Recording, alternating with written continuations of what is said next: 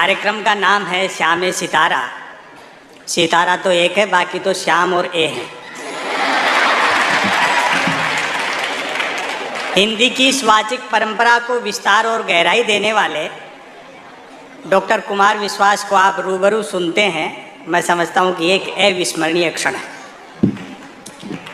जैसी मेधा है, जैसा अद्भुत प्रस्तुति कौशल है, आपने देखा होगा कवि सम्मेलनों में ये चीज़ सुनने सुनाने को कहीं मिलती नहीं।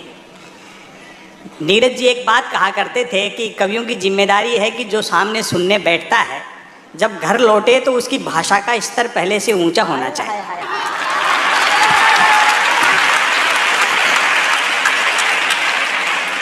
जो आत्ममुग्ध नेताओं का नाम ले लेकर के यशगान करते हैं, अमन अक्षर की प्रस्तुति से उनको ये भी सीखना चाहिए कि 22-24 साल का बच्चा कितना गहरा सोचता है। वो लोग इस्तेमाल कर रहे हैं आपका या किसी का भी। जब समय निकल जाएगा चीज़ें बदल जाएंगी। जिन्हें मार्गदर्शक मंडल में डाल दिया उनको समझ में आ गई ना कि राम किसी मठ में नहीं घट में रहते। इसलिए इस जय जयकार और मिथ्या नारेबाजी में मत पड़ो।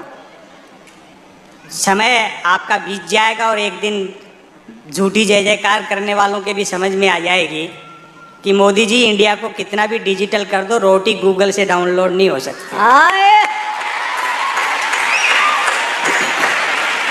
क्या बात है, वाह। बहुत अच्छा सब लोगों ने सुनाया। ये पाकिस्तान चाइना ये कोई सब्जेक्ट नहीं है मेरे लिए। भाई उस पाकिस्तान के लिए क्या लिखना। जितनी पाकिस्तान की जनसंख्या है उतने तो अपने यहाँ 24 घंटे फ्री वाईफाई के चक्कर में 4G टावरों के नीचे बैठे रहते हैं।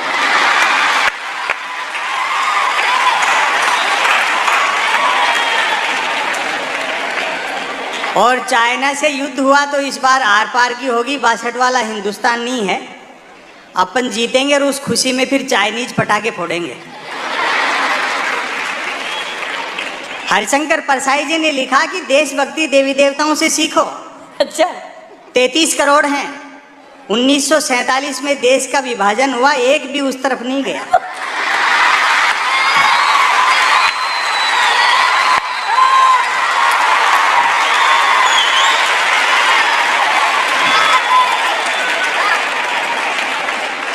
देश से हम भी मोहब्बत उतनी करते हैं, लेकिन मिथ्या राष्ट्रवाद और सच्चे देश प्रेम में अंतर होता है। क्या बात है। समस्या ये है कि सीमाओं पर भूना कोई जाता है और राजनीति में भुनाता कोई और। हाय हाय वाह। राम को लेकर के क्या बढ़िया गीत सुनाया। जितने प्रायोजक यहाँ बैठे हैं, जिन्होंने अपना समय, श्रम और गाड़ी कमाई का पसीने का धन इस कार्यक्रम के लिए दिया है, हम कभी लोग उनका आभार प्रकट करते हैं। दुनिया में पैसा बहुत कुछ है लेकिन सब कुछ नहीं है। आपके धन से कितने लोगों के चेहरों पर मुस्कान आती है और कितने लोग एक चिंतनपूर्ण सामग्री साथ लेकर के जाएंगे, ये बड़ा यज्ञ है। बहुत बहुत बहुत। जब राम पास में थे तो सीता को सोने का हिरण चाहिए था, और वही सीता जब सोने की लंका में बैठी थी तो हाय राम टैलेंटेड इंडिया न्यूज ने बहुत अच्छा चयन किया कवियों का, ये भी अच्छी बात है। आज देखो क्या बढ़िया गीत हुए। अभी तो 5-7 दिन पहले कवि सम्मेलन में फंसे। कवियत्री ने सरस्वती वंदना की और बहुत बेसुरा गा रही थी। वंदना के बोल थे, माँ मुझे स्वर का ज्ञान दे। मैंने कहा भाई वंदना अपनी जगह है, मांग वाजिब है।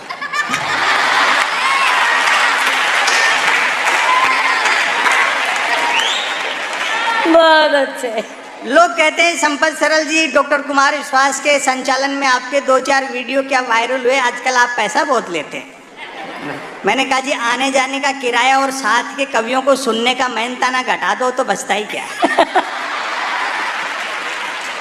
तो हमारे लिए सबसे अच्छा कार्यक्रम वह होता है जिसमें हमें सुनने में आनंद आता है, और आज का कार्यक्रम ऐसा ही है। मैं आपको बधाई और शुभकामनाएं देता हूं। स्वागत है, बहुत अच्छे यार।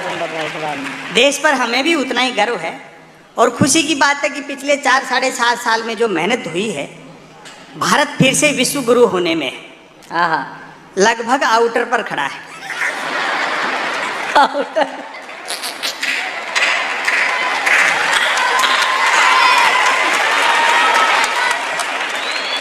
और वैसे भी उस देश को विश्व गुरु होने से कौन रोक सकता है जिसकी जेलों तक में संत महात्मा रहते हो।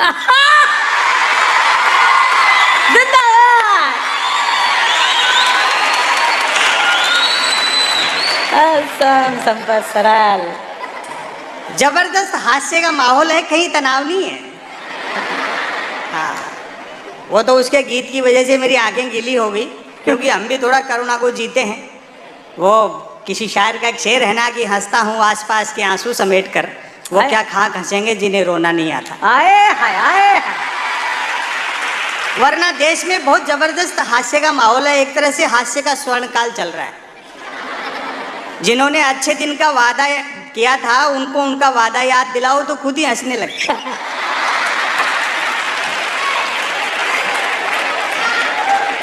विकास का एजेंडा कह करके आए थे, कुर्सी मिलते एजेंडे के विकास में लग गए। और सवाल खड़े करो तो जूता निकालते। प्रधानमंत्री खुद इतने गुस्से में रहते हैं कि जिसको पीटने दौड़ते हैं उससे आगे निकल जाते हैं। बहुत अच्छा आप सब लोग सुन रहे हो। हाँ। लोकतंत्र रसातल में जा रहा है और मूर्तियां आकाश छू रही है। आए हाय आए हाय, सूखती है। वाह वाह।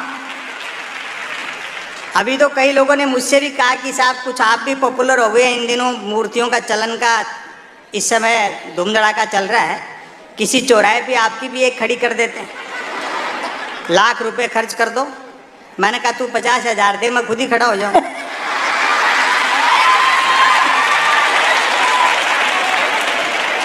मेरे ये समझ में नहीं आती कि नेहरू को छोटा करने से पटेल कैसे बड़े हो जाए। आए हाय, वाह वाह।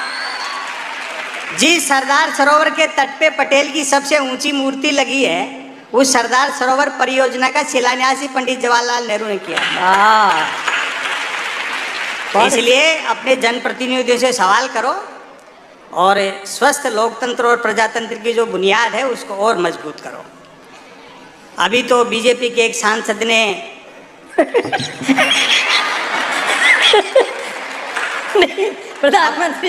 प्रधानमंत्री ने कहा था मेरा बूथ सबसे मजबूत, उसने मेरा बूथ समझ लिया। अपनी ही पार्टी के एक विधायक का चरण पादुका पूजन कर दिया। चरण पादुका पूजन।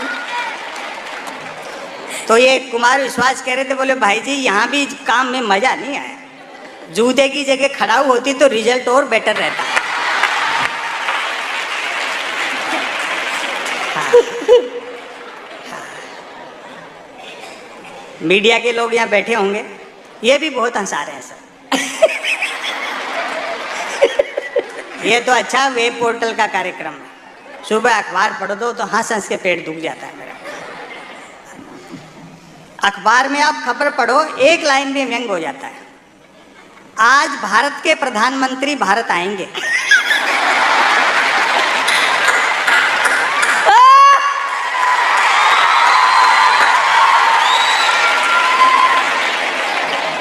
मैंने कहा भैया खबर बड़ी है, सेलिब्रेट करना चाहिए। मैंने एक 8-9 साल के बच्चे को 10 रुपए दिए, मैंने कहा बेटा सामने आइसक्रीम के ठेले वाला है, 5-5 रुपए की 2 कुल्फी ले आना, एक तू खाना एक मैं खाता हूँ, आज भारत के प्रधानमंत्री भारत आएंगे। वो गया और एक कुल्फी खाता हुआ लौटा, बोला अंकल उसके पास सिर्फ 10 वाली थी, आप फिर कभी खा लेना। मैं सच बताऊं मेरे 10 रुपए की चोट तो पड़ी, लेकिन मुझे उस दिन जीएसटी समझ में आ गया।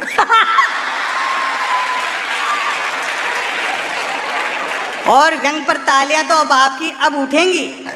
मैंने कहा बेटा छोटी सी उम्र में इतना टैलेंट, चाय वाय बेचते हो क्या?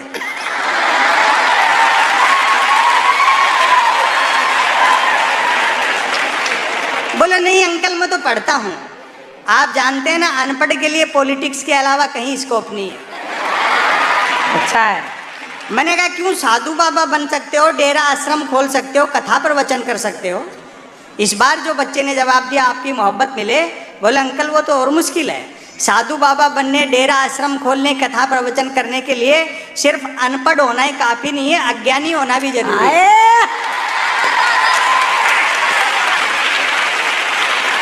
कमाल है। दिस इज कॉल्ड संपत सरल। वाह। गांव का देहात का आदमी किसी मंदिर मस्जिद के झगड़े में नहीं पड़ता, राम तक से मजाक कर लेता है।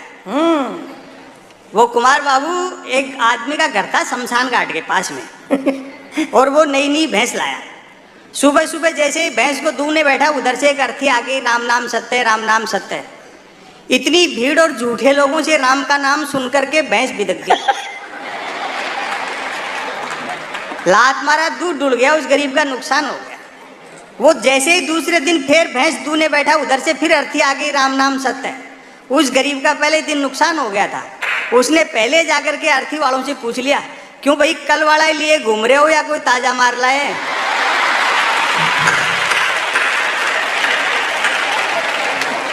तो अपनी सुविधा के हिसाब से मार लेते हैं, अपनी सुविधा के हिसाब से मुर्दा जिंदा कर लेते हैं। आए हाय आए हाय आए हाय। हाँ, लेकिन चीज़ें बदलेंगी भी, ऐसा कुछ नहीं है। जैसे इंडिया डिजिटल होने से कई फायदे हो गए। आप न सिर्फ 1 करोड़ का लोन 59 मिनट में ले सकते हैं, बल्कि 59 करोड़ का लोन लेकर के 1 मिनट में भाग भी सकते हैं। और बड़े व्यापारी लोग यहाँ बैठे हैं। बिजनेस तो इतना आसान हो गया है डिजिटल इंडिया होने के बाद कि बस पूछो मत। अच्छा, मैं तो अभी पिछले दिनों दवा खरीदने गया दुकान पे, तबीयत खराब नहीं थी, दरअसल एक्सपायरी डेट की दवाइयों पे डिस्काउंट चल रहा है। संयोग से उस दिन धनतेरस थी, तो दवा वाले ने पूछ लिया आज कैसे। मैंने कहा 2 कारण है, एक तो धनतेरस थी तो कुछ ना कुछ खरीदने का रिवाज है, और दूसरा आज के दिन सारे बाजार में आप ही के यहाँ सबसे कम भीड़ थी।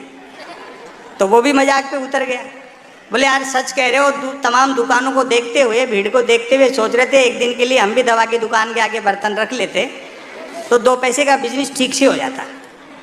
वो 10 दुकान छोड़ करके सिंह साहब है मेडिकल वाले, वो तो दीपावली पे पटाखे बेचते हैं। मैंने कहा सिंह साहब के पास पटाखे बेचने का लाइसेंस है क्या?